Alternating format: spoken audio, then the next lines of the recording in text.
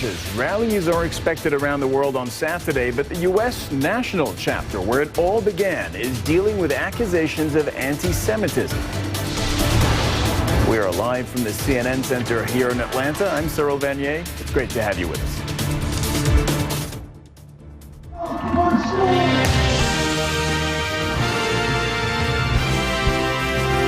Six continents, 30 countries, and hundreds of marches. Women all over the world are standing in solidarity Saturday for the third annual Women's March. Almost 300 events are scheduled in the U.S. alone. This year's theme is the hashtag Women's Wave, focusing on ending violence against women. The march started in 2017 as a protest of Donald Trump's election. It was praised for bringing together women of all races, ethnicities, religions. That was then, though. Now the movement has split, and it faces accusations of anti-Semitism after the co-president of the march attended an event where a black nationalist made anti-Semitic remarks and later praised him on social media. The march's leadership says they are working to make all women feel welcome, but the damage may already be done. New York City is set to hold dueling marches on Saturday, and that's just one city where there will be two competing events. Joining me now from Zurich, Switzerland is Mishra-Newbery, the Interim Executive Director of Women's March Global. I obviously want you to address in your capacity the international aspect of this, but before we do that, I have to ask you to address the controversy surrounding the U.S. chapter, which is by far the most important, the founding chapter.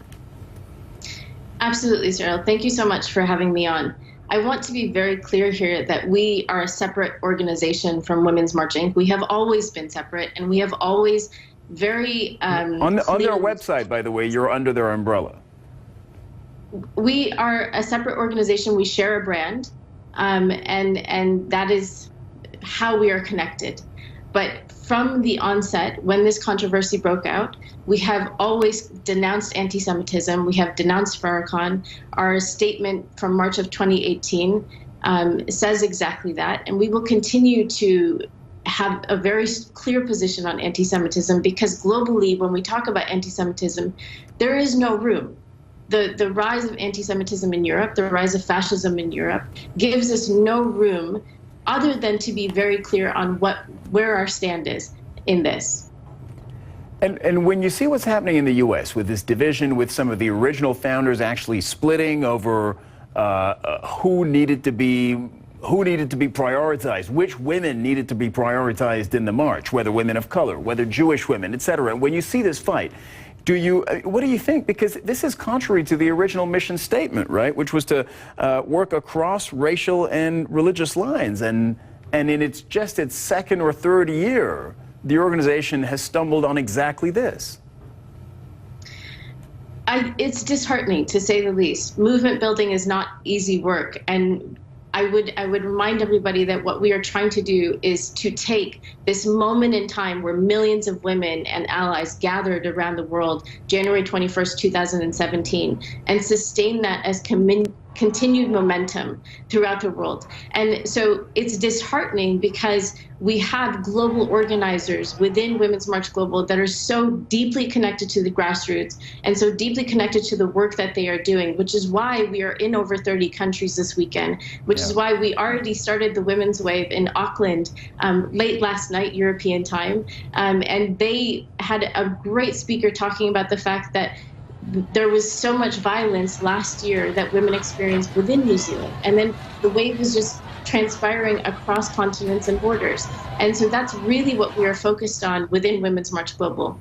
And as you know, some women who wanted to join the march, Jewish women in particular, have either decided to stay away, again in the U.S., or are wondering whether or not to stay away. Is that something that you've heard over on your side of the Atlantic?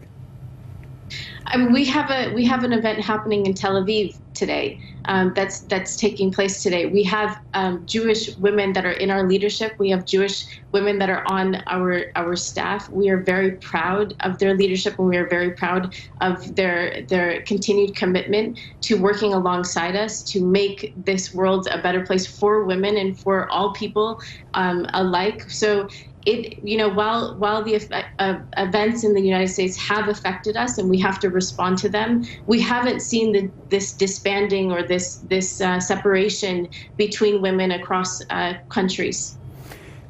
The first edition of the Women's March started in the U.S. also as an anti-Trump event. It was right after his inauguration. Now that it's gone global, for your side of things, have you moved on from Trump, or is that still part of the platform?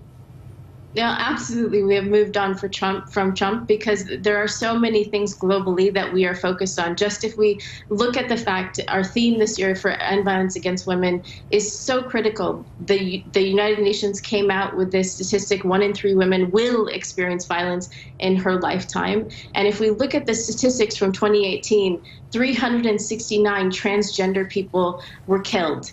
And those are the statistics that we know. Over 60 women in Australia were killed last year.